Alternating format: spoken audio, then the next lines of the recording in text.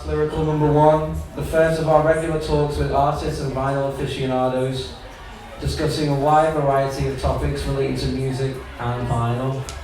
And we're here with Edgar Jones of The Stairs, played with Paul Weller, you know, a long list of musical achievements. We're going to be talking through Edgar's career, experiences in the music business and his record collection. So we'll go straight back to the beginning, when you started out in your professional music career with Ian McCulloch, and you just tell us a little bit about that. Well, it came about because from the age of about 15 I've been a happy-go-lucky but horrible little town, sort of like mooching about the bars of Liverpool, getting to know people and getting to know the musicians, and when the post became available, I put myself forward for it, even though I'd never done a gig in my life. The Stairs were together, but we were like sort of once a week concern in a practice room, just making a lot of noise. Yeah. And I was actually the guitarist in the band at that point. But when a position like that came up, you know, the funny man were my heroes, so I put myself forward for it, even in my state of naivete. But it went well. So with Ian, were you going touring? All over the show. I mean, that was probably, I mean, I'd bought records in my life before that point, but like sort of 99.9% of them were from Crow, which was then on Bolton Street. It was when I started touring with Ian that the record collecting bug really took over me. Got my first taste of American record shops and Japanese record shops. It's amazing what you can get when the world becomes your record shop. Yeah. but generally, under the guise of Mike Mooney, who'd also been in a situation where he joined, a big band very young and toured the world. He was a great guide for me along that line. So. I had a great time and survived. Cool, so it was in this time period that you were picking up all your, what would become musical influences for The Stairs? Yeah. Picking up records in America and stuff like that. What kind of records were you picking up, or sounds were you finding that inspired you for The Stairs? I mean, we were already along the path. I mean, like we were, digging the sort of pedals and nuggets, garage music and chocolate watch bands, standells, things like that. I didn't really find too many originals or stuff like that in the States. There are sorts after there as they are here, but one album I remember picking up was the Easy Beats sort of. Depending on whether you're talking Australia or UK, it was their second UK album. It gets complicated. In England it was called Vigil, but in America it was called Falling Off the Edge of the World. They were Australian themselves, yeah? Yeah, I walked into a record shop in Chicago called the Metro, which was underneath a venue called the Metro, and gonna have a good time playing it, and I sort of I'd bought it before it would finish playing. Basically, nice little $25 deal. Cool. It's a fantastic album because they were trying to take a sort of a soul route, and I can't remember the name of the drummer. The drummer's absolutely fantastic on it. Sort of a bit ahead of his time on as far as the funk's concerned. It was a British drummer. So coming up with soothing music, got the quote from Noel Gallagher saying that it bent his head. One of the best records he's ever heard. So what was the build-up to recording this? What were you listening to at the time? What were you trying to achieve with it? Well, funny enough, I think what I was trying to achieve was I was listening to a lot of Charlie Mingus and a lot of sort of dark rhythm and blues from that period, sort of New Orleans stuff. Chicago stuff, and I suppose it was an attempt to try and mix that Mingus thing and try and put it into a more pop music kind of field. Yeah. To achieve that kind of darkness, and but you know, not alienate 90% of the population in the world while you're doing it. Yeah. Yeah, I was just having a lot of fun. It was recorded over the summer when my main musical mainstay and buddy keyboard player Rob Stringer, he'd injured his arm and was unable to play. So me and the drummer just, you know, we needed to do something. So we recorded tracks I think the first four had already been done and Viper had liked them, except for a recorded album, so the other 8-10 tracks were done over that summer, with just me and Greg O'Halloran. Freedom was added at the end because I realised that it was a recording we had from earlier again, but Bob hadn't been included on the album and he was sort of like my main musical buddy. You wanted him to be, despite of his injury? Yeah, so this, even though the track wasn't, you know, it was very much a first take demo, just getting the idea down kind of thing, but I'm really glad it went on the album because it ended up being one of the more popular tracks. So following on from Soothing Music, you continue to release material quite prolifically.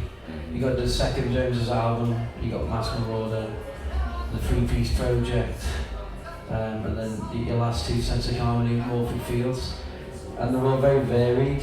Yeah. Albums, all different sounds. So just let us know what different inspirations have motivated you over these projects. Well, I suppose with someone like yourself, one of the things you don't see, one of the reasons why the influences seem quite disparate and apart is because there were a lot of songs written in between those albums.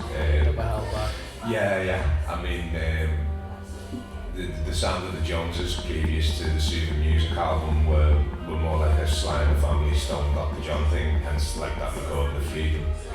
And again, sort of, there was a third Joneses album which never came to be recorded, and sort of that stuff was closer to me next album, and there was stuff in between, Sense of Harmony and Morphic Fields, and you know, there's always been something in between which hasn't came out really. Yeah.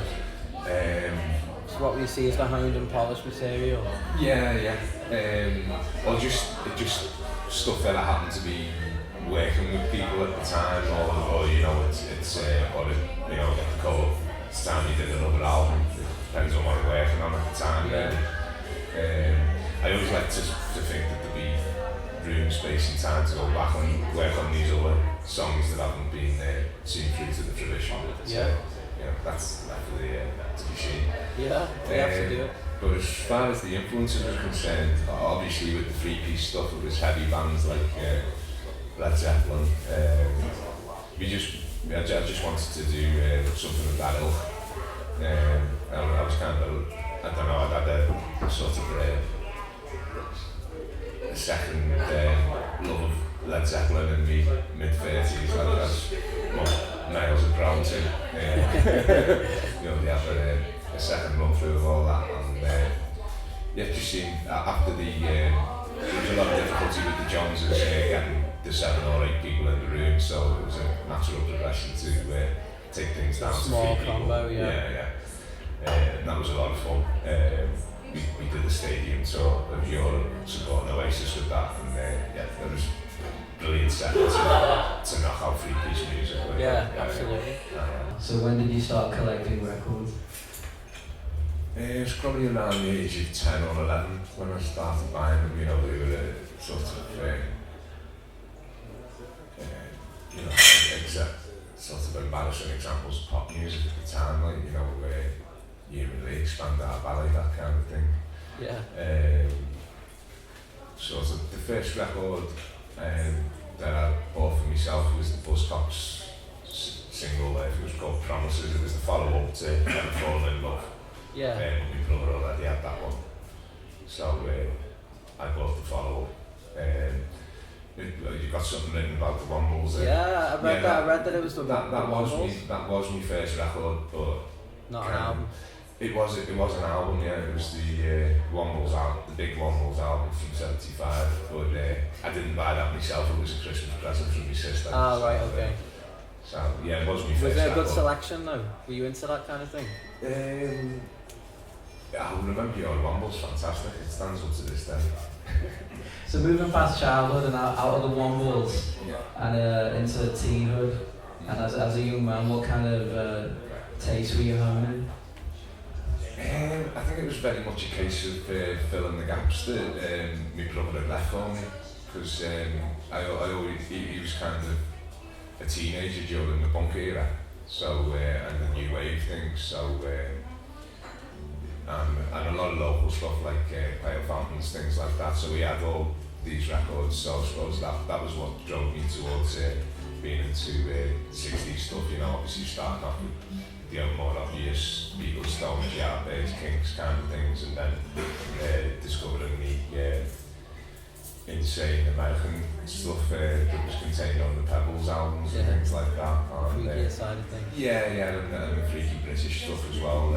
There was a label back Caruso at the time, putting out a lot of that stuff. So you've got a very large and impressive vinyl collection to this day.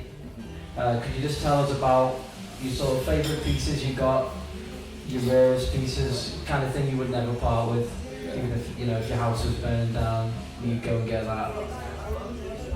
I suppose collectively the mid-60s small label New Orleans stuff. I've got a couple of examples here.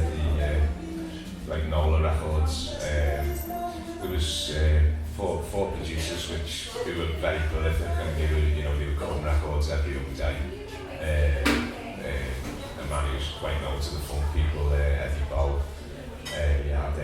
You had a fellow whose name I can never pronounce, but we call him the Big Q. Wardell Kazeg. Wardell Kazeg, thank you, Danny. Alan Tucson and Huey Smith of Huey Smith and the Clowns. Those four were producing records prolifically, and they'll keep any record collector busy for life. They're biggies from, and on the other side of the coin completely, I love big sounding records.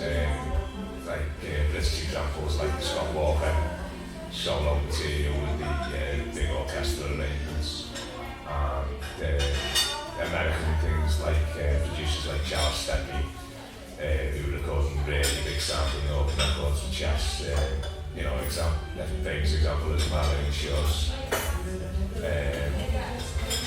what's it called? California Soul, records like that, and the Dowels stuff. Teddy Randazzo, another producer who's on the Little Anthony records, which are massive sound with BMFs. I love that kind of thing, because they kind of made the classical music and put it into a pop format, and in a way that no one else is really better. Because I do like my classical as well, but it does get a bit frustrating that there's no beat there sometimes, and those records provide that beat. So you've remained a prolific artist through all of this for the past 20, are we approaching 30 years now? I'm not sure. But what 25, we'll just use 25, we won't go that far. We just want to know what keeps you moving along, and is there any sort of wisdom you to impart in that respect to other musicians and artists? It's just to stay happy and keep on the music, really.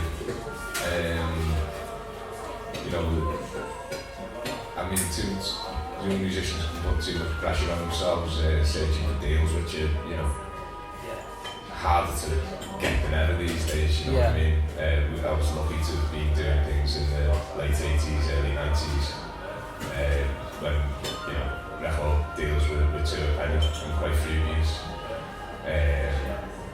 It's just best to keep enjoying music, really. That'll always be there for you at the end of the day. Record deals, record sales, people's attitudes towards certain kinds of music change like the weather. You should just keep yourself blinkered, really, and happy. That's just about wrapping it up. So thank you very much, Edgar Jones. Thanks to our small audience and the audience on the internet. And that wraps it up. Thank you.